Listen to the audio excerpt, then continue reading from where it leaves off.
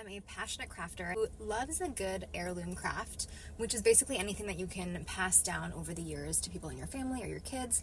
And the biggest step in that journey, I think, is starting to quilt. I have very little experience with sewing, but I'm finally ready to dip my toe into the world of quilting, and the first step in that journey is to go to a local quilting store and pick up all of the necessary supplies, including fabric, and I'm hoping they also have a rotary cutter and mat in stock. So come with me.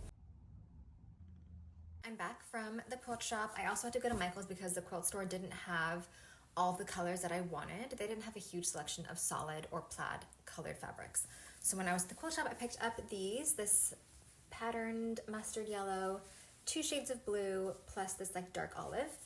And then also I picked up my backing fabric, plus I'll also use this for the white that goes in between the different squares. And I don't think I mentioned this earlier, but I'm making an Irish chain quilt, which I'm very excited about. I think it's very doable.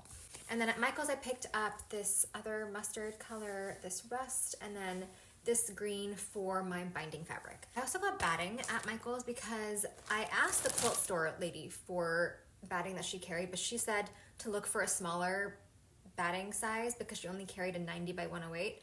That's all I found at Michael's too, and it was $19. Any smaller is basically the same price, so I'm just going with the bigger size and doing a little extra cutting. I was able to find the rotary cutter, mat, and ruler in store, but I just ordered from Amazon because although I'm trying not to buy on Amazon as much, I'm just trying to save money where I can. This is not an inexpensive hobby. Quilting is very expensive. I did not realize how much money goes into it, and I already own a sewing machine.